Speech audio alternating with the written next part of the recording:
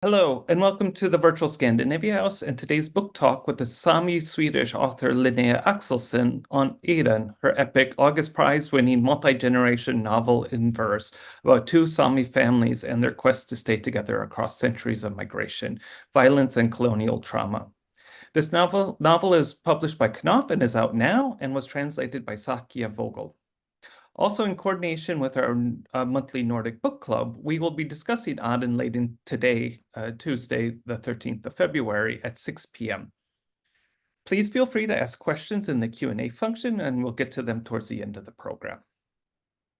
Linnea Axelsson is a Sámi-Swedish writer born in the province of North Bothnia in Sweden. In 2009, she earned her PhD in art history from Umeå University. In 2018, she was awarded the August Prize for this book. She currently lives in Stockholm. The moderator today is Matilde Augusta Huseby, who is from Oslo. She studied English and comparative literature at Columbia University. She wrote her undergraduate thesis on the depiction of the Sámi people in early modern English literature. Matilde lives in New York and is a student in fiction doing an MFA program at NYU, where she works as an operation assistant and teaching creative writing. So please welcome Linnea and Matilde. Thank you, Kyle. So should we get ahead and start with our conversation, or do you have something to read first? I can read. I can read a section where a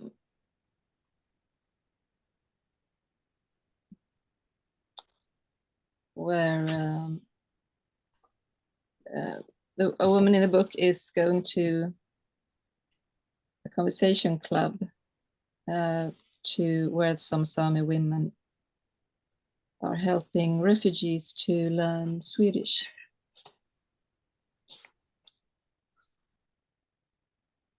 Outside the window, it's snowing now, and people have begun blowing this way again, after all these years of thinning out, when all they did was drift away after Vattenfall withdrew.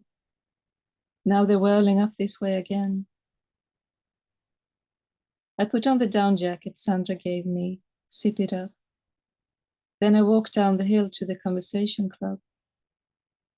Bibi is already there. I think she looks the same as she did back at Nomad. But of course I know we're over the hill to them, to the young people who've moved here. Over 200 refugees came to Porjus. Until then, there were 350 of us living here. I tried to talk with a young man. I want to say that he looks like my Per, who's only ever on the road in his truck, but my English won't stretch. Then I sit a long time and search his face for signs of dreams, imagination, and calm. I think I find traces of violence, but I don't know. And then I think I see something I recognize from my own life in Bibi's high, closed, hard face, sitting across from me like a leaden shield, and around her heart as well. Bibi, have you also done everything you can to never be taken for dumb or primitive, for someone who let themselves be conquered and has been too obedient? The door opens and in comes a cousin of Bibi's, who takes a seat at the table. They speak such a lovely Sámi. It's the same dialect that was spoken back home, on our hill, the language that still existed when we started school, Jonne and I. Am I that dumb that I can't manage to keep my own language alive? I just let it slip away, be driven from my children. So now Sandra sounds like a book, no dialect at all, trying as a grown woman to learn Sámi with her children. I can't get a sound out those many times she says, "Answer me in Sámi, Mama." And I want to share this with that young man sitting at the table next to Bibi with his coffee cup and cinnamon bun. But all I can do is smile, and he smiles back, nods knowingly, raises his cup. Does he know that I'm sitting here listening to his language? Between the words that are no more than sounds to me, and which I do not understand, I can sense something that he has left behind, has lost, and that he does not want to do without. Will he also have a child here at some point? Which language will his grandchildren get to speak? Which birds and trees will they learn the names of? And which song will they sing? About sun and wind, war and men, rich and poor. Thank you so much for reading that beautiful section. And thank you so much for being here today and talking to us. I was thinking about where to start, and I think maybe some people here might not be too familiar with Sami people, so I thought we might start with maybe I'll just give a brief kind of Wikipedia style answer to the question of who the Sami are, which is that the Sami people are the indigenous people of Scandinavia and the parts of Russia that border Scandinavia. But Linnea, as the last section of your book and the last line of your book exemplify the question of who the Sami are is very complex and existential, and it can't easily be captured by any kind of very brief and encyclopedia entry.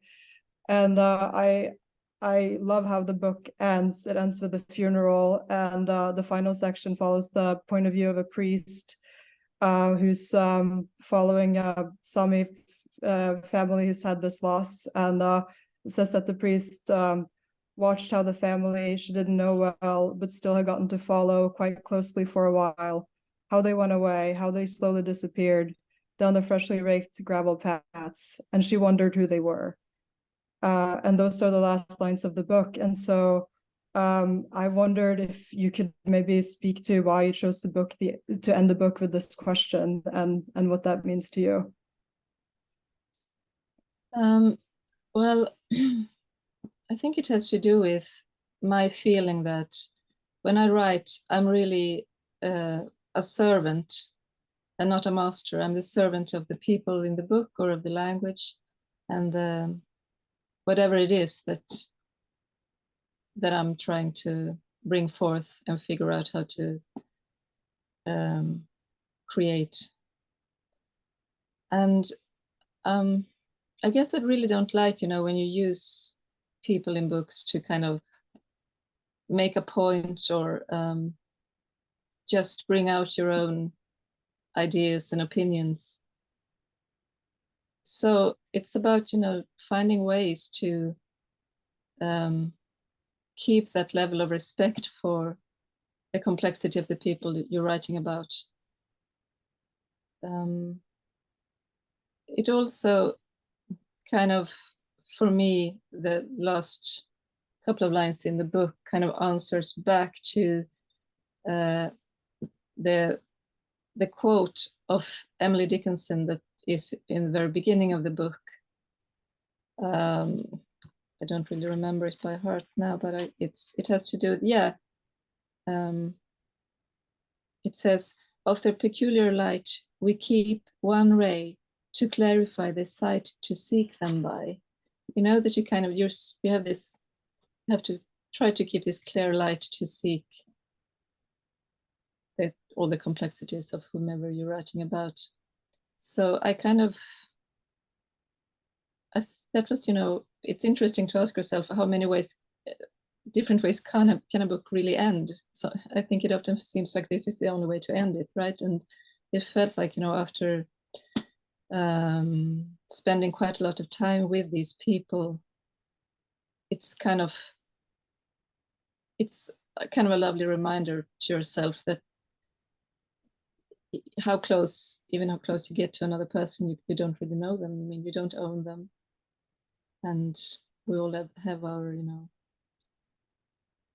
mysteries and sides that we don't even know, of course, about ourselves. Yeah, so I think it was kind of it was lines and images that kind of came from that spirit, the spirit of distance and respect for the characters. I love that answer, and I also will say that I think part of what makes this so great is that you do really have, these people are, you know, they really are real people, and they don't feel like sort of just containers for ideas that the writer wants to sort of set in motion. It's like their kind of personhood comes first, and I think that's what makes it such a gripping read, and so sort of emotionally dense and packed too.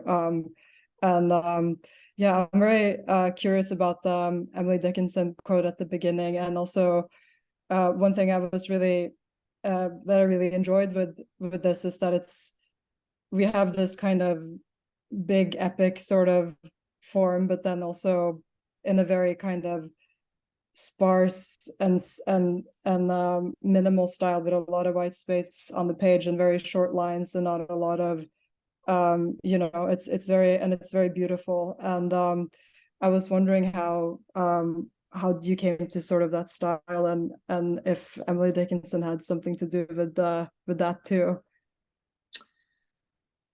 I don't know that she inspired kind of the shape of the thing. I think she kind of, I mean, she's just wonderful, and she inspires me so in many ways. But I think the shape of the book and the kind of figuring out that this could be something that I could call an epic for me had to do with, at the time, you know, I had such a reluctance towards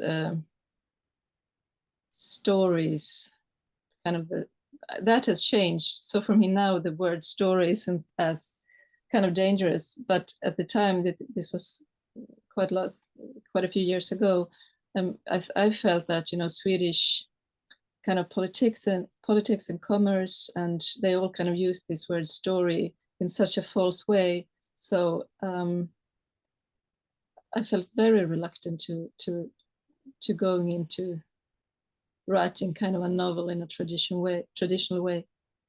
So when I started to kind of approach these people, I realized quite early on that I was really working with storytelling. And the only thing that rang true to me was this kind of narrative poem.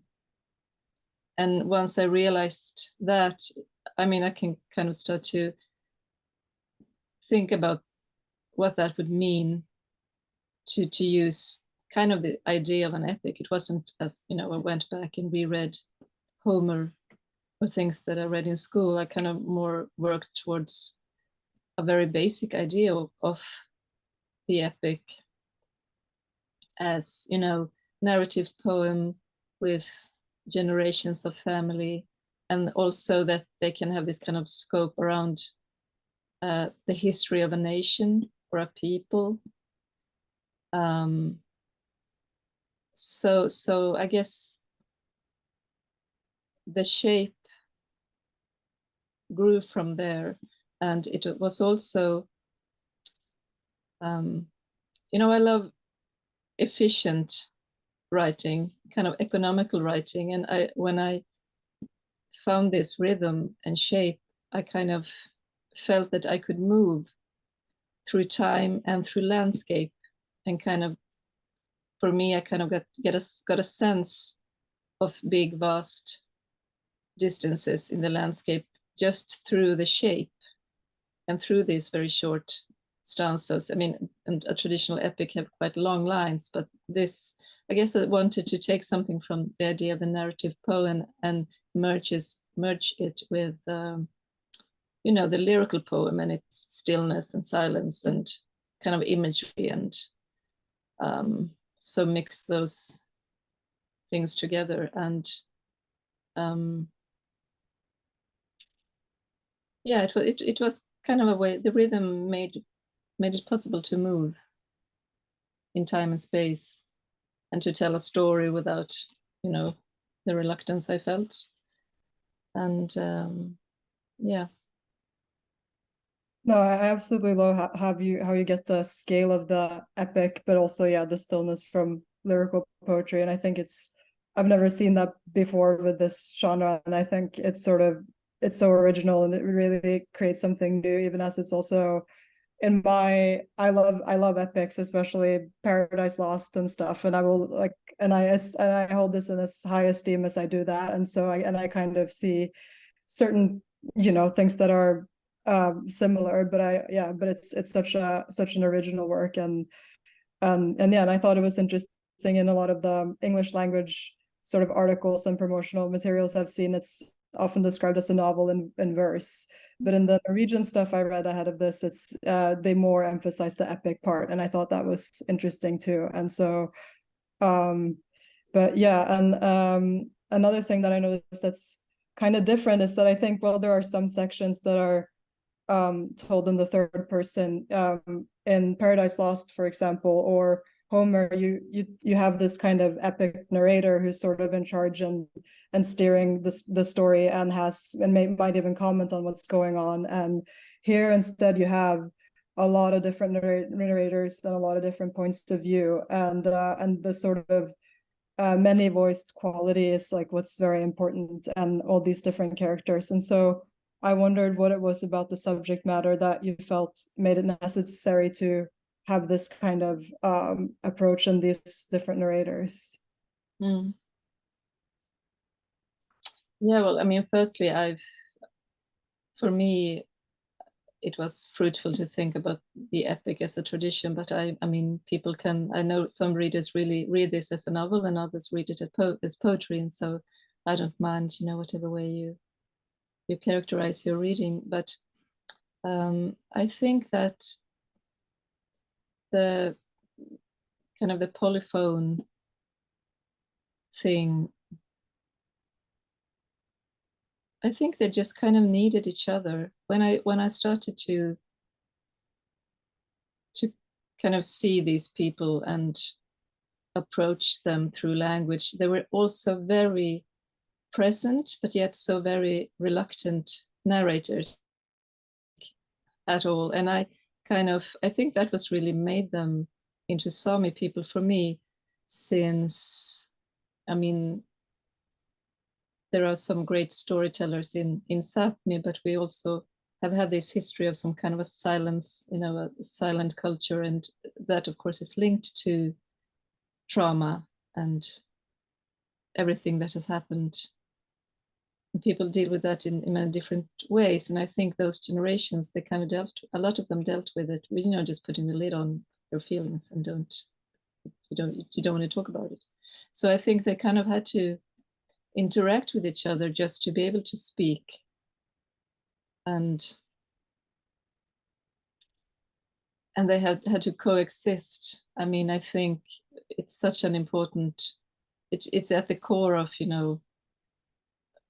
a human breaking his or her silence. It's that you're being approached, or that you feel a connection with someone, that you feel that you I mean, some people in crisis, of course, they do nothing but talk, but many people really need, this kind of someone that holds space together with them, so that the voice kind of grows and opens up. So I guess it's some kind of there was an emotional truth for me in them being several people, but also I think I am interested in family and relationships. I tend, even though, as you mentioned, the book hasn't got, this kind of narrator. So I guess I am quite close to this, lyrical I, or the self that is speaking. But I also really enjoy, thinking about how people interact and how things moves between different generations and so on. So I guess I don't really set out to write things. It kind of really evolves on the page, and these people, they kind of became more and more people, and the timeline kind of grew on as I was working. Yeah. No, I think the effect of all the different voices together, and I think some of my sort of favorite to sort of put side by side was maybe Lise, a mother who's gone to the Nomad School, and her daughter who then grows up and wants to sort of regain insight into sort of the things that her mother has been ashamed of to sort of incorporate in her identity, and is trying to, like from the section you read, like learn the language with her children, and is working in sort of Sami politics and trying to affect change and all that. And yeah, like we talked about just before we logged on, it reminded me of this quote I heard several years ago, that what one generation tries to forget, the next generation tries to remember. And I think it's so fertile to have both of these perspectives and both of this mother and daughter, and to see both kind of signs of what you're dealing with. And I was very also impressed by your ability to convey such different experiences and such conflicting feelings into different characters, and the imagination there. And it felt very real and lived in, and very just very true in a way. But yeah, so I wanted to ask about the sort of the idea of like loss and replacement are very central to Ædnan. And initially, you know, the characters, they lose the centuries-old relationship they've had to the land and the earth, and when they're internally displaced, and the relationship to the land is replaced by a sort of extractive and very instrumental language is also lost and replaced with Swedish. And then there's later an effort. And to me, I think one of the most sort of gut-wrenching instances of loss and replacement that's done so poetically beautiful is early on in the book, where we have one of the twin boys who are born at the beginning of the book, Nila. He becomes hospitalized, and in the earlier sections, his parents describe him and his sort of weakness in a very breathtaking way. For example, they say that he's like a bowl that never seemed burdened by or even aware of its contents. And they also talk about this, that too strong was this mark from behind the water's whale, where mankind spins its origins. And so there's this very sort of rich and intricate language to talk about sort of his condition and how he is. And then later his mother, Ristin, sees shown a picture of her son that's been taken by a Swedish traveling doctor, and then we see that the sort of language about the son is replaced by very reductive and now antiquated medical language. And basically the caption under the picture is just says feeble-minded man, and that's all the sort of medical establishment of Sweden has to say about this character. And I read that, and I don't know, something just dropped in my stomach. I thought it was so powerful to sort of just think about the difference there and the loss there. So I wonder if you could talk about the ways that this idea of loss and replacement sort of affected writing the book, and also the effort to regain things, and how that all kind of comes into play. I mean, Nila, the boy you mentioned, he's you know, this autistic child, and the father in the family learns to love him and learns to appreciate all his values. And I think it's I mean, I get so thrilled that you kind of feel that there is this tension between all the feeling, you know, in the family language around this boy, and the cold kind of clinical language in this book. And you know, a lot of so-called scientists traveled in Sápmi with cameras and took these kind of photos and did these kind of measurements on Sámi people. So there is another scene earlier in the book where Nila and his mother are photographed and measured. So it's, you know, the situation of years later, this family friend shows up with this book, and there is the result of this experience that was, of course, very horrible to them. And it's described with this kind of language that is totally free of reality in a way, and free of experience. Nilo, he's also, you know, a boy that kind of loses his name, because when he is hospitalized, his mother and father really struggle to keep him on and keep him close. And I think he came with this kind of question for me, writing about him, like, when do you reach your limits? When have you had enough? So after his family has been through so many kind of hardships, they kind of eventually give him up and let him go to this asylum, where this nurse is very lovely with him and bathing him and wants to teach him to pronounce his own name, but she teaches him to say the kind of a Swedish version of his name, right? So I think there are so many layers of losses that I felt that these people kind of carried with them. Losses of place, of names, of language, of course. But I also think kind of the concept of loss has to be more complex. There is also continuity, right? They, you know, how you can both kind of feel ashamed and be proud at the same time. So they have internalized this kind of the colonial gaze upon themselves, and they have become kind of self-colonized. That becomes, you know, a machinery that just goes on its own. But I think at the same time they have this kind of loss of self, but there is still an integrity in the self, you know, in that they you know, I guess the language kind of lingers in memory, or that all the aspects of Sami spirituality in relationship to nature, you know, how they show respect when they're out in the nature, how they practices silence when they're out on the lake or whatever. Yeah, so I think I think that when Sandra, the daughter that you mentioned, when she gets a bit older and wiser, I think she can also see and acknowledge everything that her mother has kept, you know.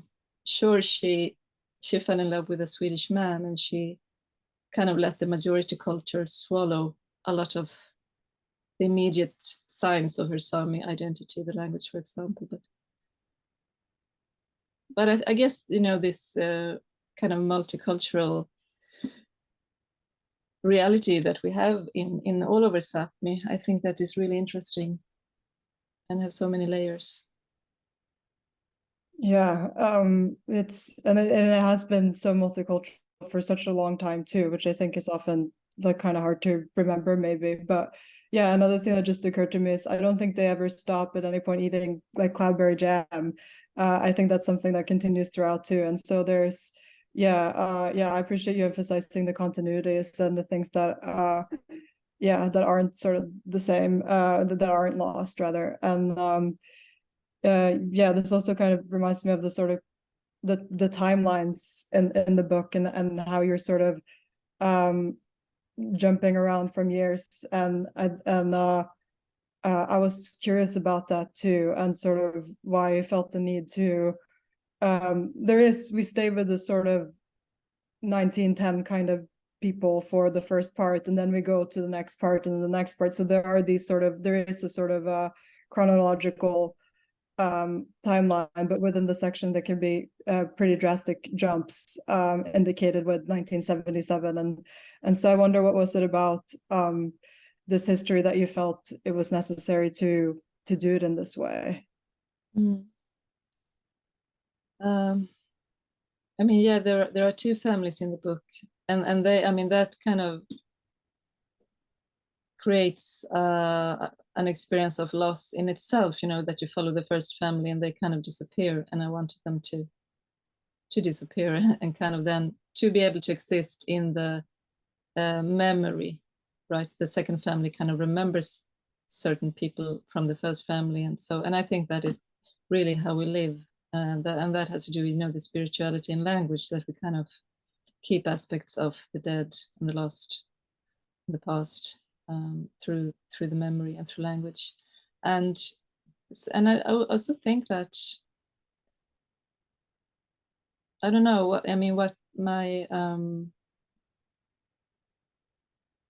I have this kind of feeling that I wasn't working with a narrative arc at all, but more, you know, kind of a narrative desire, something that has to do with, I mean, that is very rooted in language itself, like the nursery rhyme, for example, or lullabies and songs like that, you know, that kind of grows and moves in a quite different way from the novel, for example.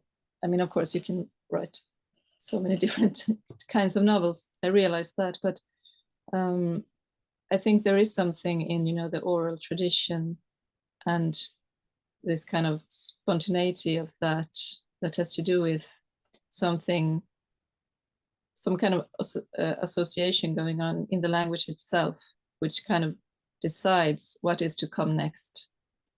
And when you remember something and you're telling a story, like from the top of your head, it's so fascinating to see how that story, I mean, each narrator kind of have his or her own kind of logic on how a story is developed. And I always try to, you know, really listen and wait for the language to kind of move. I think writing has so much to do with, you know, kind of just creating the space and opportunity for something to happen in language.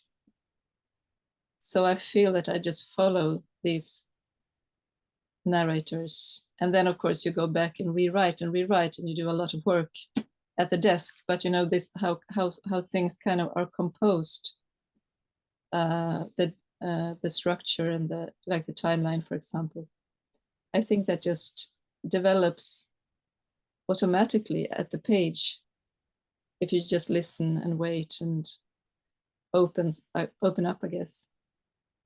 But then looking back at the book when it's finished, I think it's I kind of noticed that the book is divided into 3 parts, and the first part moves chronologically forward in time. The middle part kind of moves, it's more chaotic and moves, you know, like water back and forth.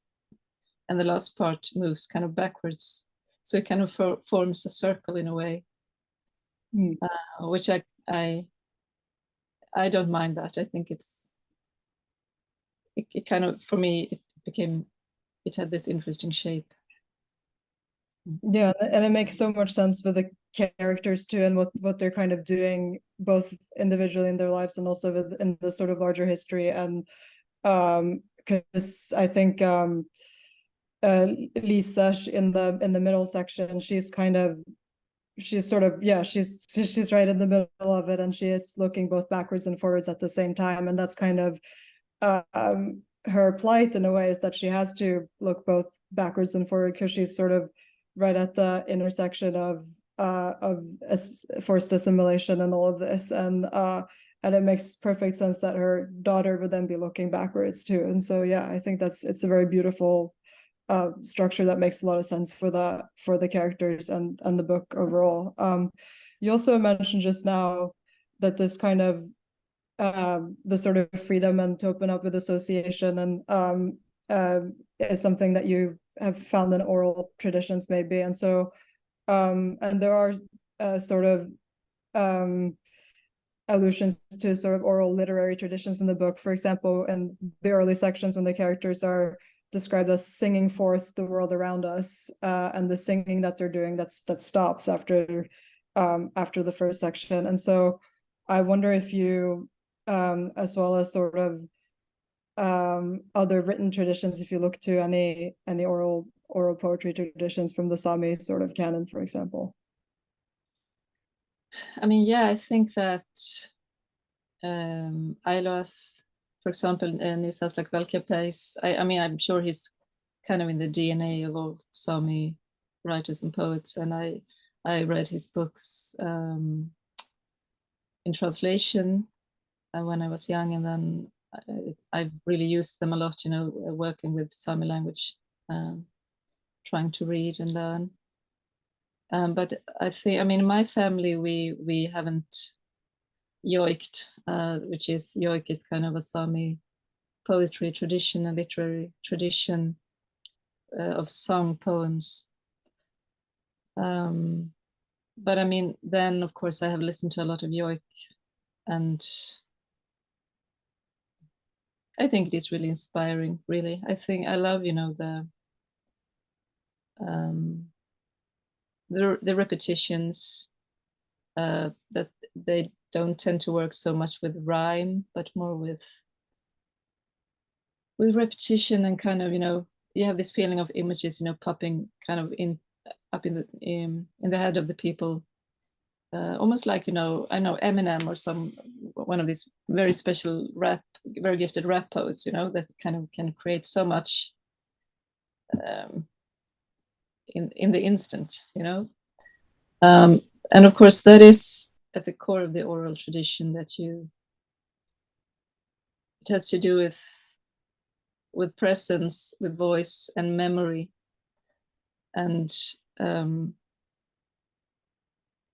you also have this kind of aspect of oral tradition that you add on to an existing story, that you tell stories that you yourself have been told. And I guess I wanted to get some of that spirit into the book, especially in the first part of the book, which I think, I guess, have perhaps in some places the tone of maybe legend or some kind of archaic, I know, kind of vibe, and I like that feeling that, you know, that you just kind of that you add on to other poets' voices and stories. I mean, I guess, like, you know, the voice of Homer is made up by all these different rhapsodies that kind of over time created this body of work that have kind of eroded and been written down in some time. Yeah, the sort of collaborative nature of it is very, it's very interesting. And sort of in that vein, I wonder how you feel about sort of language and writing it in Swedish. And I recently read an essay by James Baldwin where he talks about his quarrel with the English language, as he puts it. And he says that none of his experience is reflected in the English language. And then finally, he begins to see that the English language was never his own because he had never attempted to use it, had only learned to imitate it. And then there's a sort of realization that he can make it his own and make the language fit his experience. And he sort of changes his mind about his ability to use it to say something about what's true for him. And so I wonder about what you think about writing in Swedish, and if that's been something that's made you angry at times, or kind of how that process has been. I mean, I think that since Swedish is my, you know, the language I write in and mostly read in, you know, when I work, I'm just so, you know, concentrated of finding the right words and the right images and the right rhythm. And so I never felt this kind of frustration as a writer, like, why am I not writing in Northern Sami? Because, you know, it's just a fact that I wasn't alphabetized in that language. I haven't read I haven't had the opportunity to read as much in that language because there aren't that many books. And so, I mean, the rage you can feel against, you know, a language being kind of driven out of people and how they have been assimilated, that is something I feel, you know, it's kind of a personal anger, but when I write, I mean, I'm just, in the one hand, I'm just glad I have, you know, a language that I can work in, that I can try to express things. And on the other hand, I kind of feel that that struggle is, you know, so much at the core of writing, that you don't feel that you have language for what you want to do. The struggle is always to find language, and to find language that feels, you know, true and right. And because, you know, as a writer and poet, the material we use is, you know, famously used by everyone, and it's used in it's, you know, a commercial tool. So you're surrounded all the time by all this language that kind of feels false and ugly and dead, and, you know, propaganda language and so on. So the struggle is always to kind of remove that and use language that works for what you want to do. And I'm not, I guess that can be in my generation. I know a lot of younger poets, they kind of have this feeling that they have a voice. I don't really feel that I have a voice. I think that the language in what I write, you know, it's, of course it has to do with me and my sensitivities and my thoughts, but it has so much to do with, you know, things I've read and other books, and what felt true on the page in that work. So I feel that I'm not in that language. I am here, you know, in my life, and that language is, it's this body of work that is something quite different from me. But I mean, when it's in terms of comparing between Northern Sami and Swedish, I mean, of course, I wish I could write better in Northern Sami, and I write poems, but I don't think they're good enough because my skill isn't at that level. And the thing when you are between languages, of course, is that you can compare. When you're standing a bit outside of a language, like I do in Northern Sami, you can kind of look at the words from a bit of a distance. Of course, I do that in Swedish too, as every writer. You have this, you kind of look at the language and taste it and feel it. But the Northern Sami, it's even further away. So I think, I mean, I have poems that kind of just grew out of a single Northern Sami word, because, you know, it fascinated me, and it was so different in its connotations and imagery than the Swedish equal, the Swedish word for the same thing. So I mean,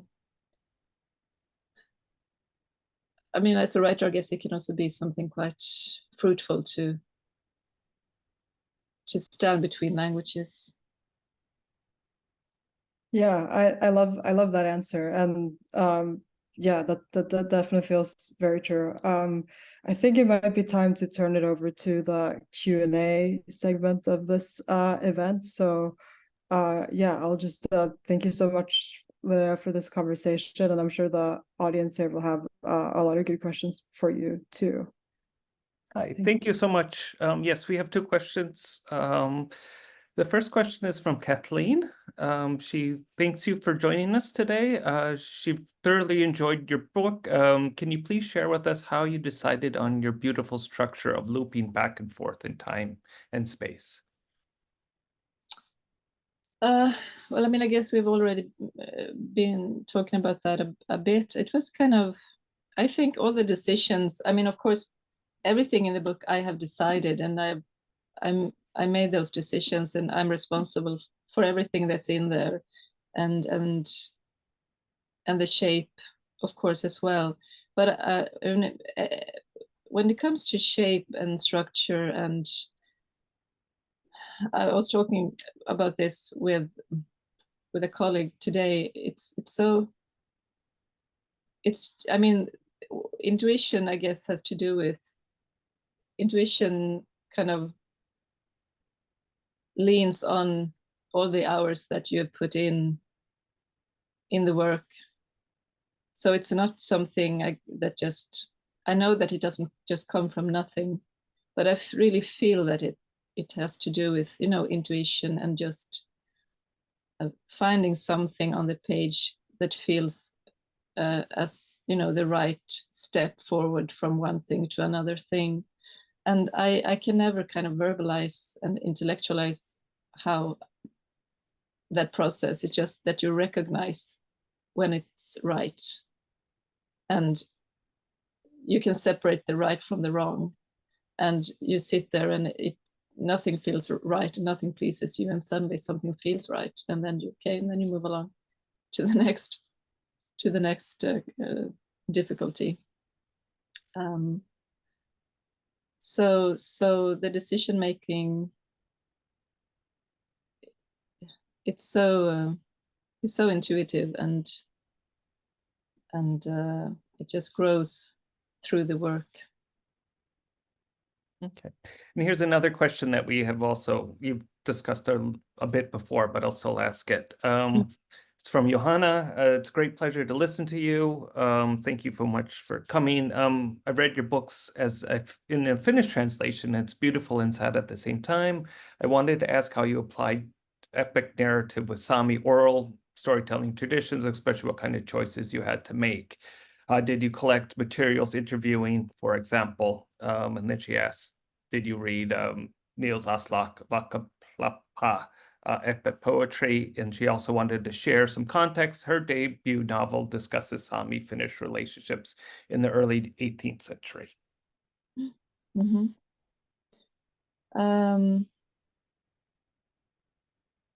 I don't know, I guess the kind of, for me, the link between the epic and Sami poetry is just that, is the oral tradition. And it's also the art of memory, you know. It's the using of poetry as, among other things, a way to remember and to create memory and share memory and knowledge between generations. And I mean, if you want to draw that even further, it's a way to create kind of a knowledge about a nation or a group or a people and their history. And when it comes to research, and I really don't do research at all, almost. I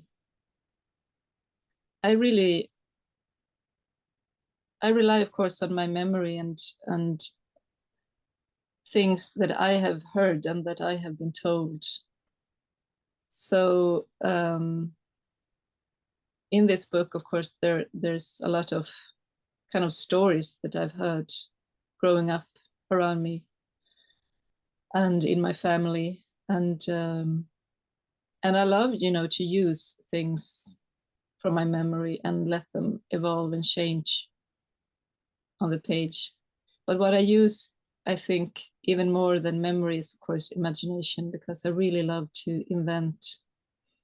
I love to take a place that I know, like Porteous, where I was born, and have, you know, the first part of my childhood, and kind of invent things there and let things happen there and create people there. And so in this book, I haven't done any interview. I really am not a journalist like that. I don't do interviews, and I mean, of course, I know perhaps I would do that for another book, but I haven't so far. And I don't know what I kind of feel if I start to do interviews, I would have another kind of responsibility. Yeah. Okay, and here's, we have two more questions. So this is from Kristen. Is there anything you learned from your character as you wrote this book? It's a good question. I don't know. I never, I tend to not think, I don't read to, I'm sure I learn a lot of things from reading, but I don't really kind of consciously think about that.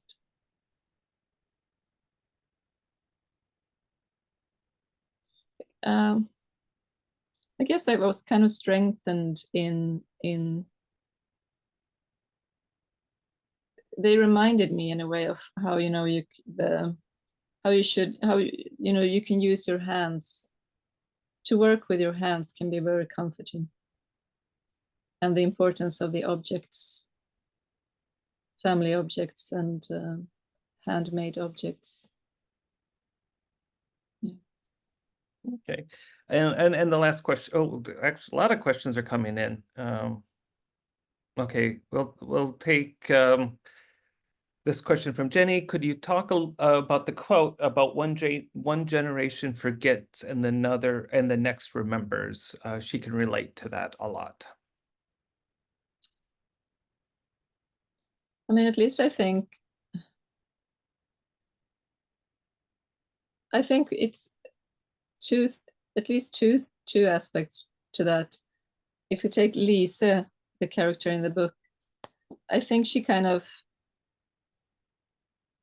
because she falls in love with a Swedish man, and I think especially that generation felt it was difficult to kind of insist in, you know, speak Sami with her child. It was so easy to kind of just adapt to the Swedish way of life and Swedish language. And of course, she kept a lot of her the Sami foods and the relationship to nature and many of the Sami ways, Sami child upbringing and so on. But I think it's easy to kind of, that one generation kind of realizes a long way in that this had consequences for me and it had consequences for my children. And perhaps that is a kind of forgetfulness. And they can also be that you want to forget. You know, Lise in the book, she went to this boarding school, the Nomad School, and it was horrible there, and she wasn't allowed to speak her language and so on, and she would just wanted to forget all about it. She didn't want to speak about it. But of course, then the next generation, her daughter Sandra felt this need to forget from her mother, as that it kind of took a lot of space in the family. And of course, I mean, it's natural that creates a lot of questions, and that she wanted to ask her mother a lot of questions. At least this person, I mean, another kid would perhaps has felt a respect towards the mother and kind of felt that, no, I'm going to let it be. Okay, I'm going to combine these two questions because they're semi-related. Can you share what your next writing project's about? And would you feel comfortable speaking about the Sami language and literature today? I know that's a big one at the end. So I have a collection of a poetry collection coming out in August. So it's not epic poems, it's, you know, lyrical poems. And I'm quite, you know, interested in Sami folklore at the time. So I'm working with, I mean, I can see that kind of came into some of those poems. And yeah, I work on many different things. I have a new epic that I'm kind of that's going around in my head, and short stories. So it's, you know, it's a question of whatever gets finished first. And I mean, Sami language literature, it has been so in this, at least in the Swedish side of Sápmi, it has been, to my knowledge, a long period of kind of not much happening, and it would have been difficult to find books to read. And of course, this had, I think, created kind of a big need for books, and people really want to read in their own language. And people have made such big efforts to create the possibility for that to happen. So, you know, we have some writers union and you know, Sámi Literary House in Jokkmokk and so on. So that kind of milieu is starting to grow, and there are more books coming out, which is wonderful. Great, great. I know one book that we presented last year, Stolen by Helena Lasadius, which I would recommend to everyone. And I know it's part of a trilogy that she's working on. So that's a wonderful book as well. But thank you so much, everyone, for joining us this afternoon. Thank you, Linnea, for the wonderful conversation. And thank you, Matilde, for moderating and asking such wonderful questions. Thanks, everyone, for joining. And we hope to see everyone soon. And good luck in the future with all your writing projects. Thank you. Thank you so much for having me.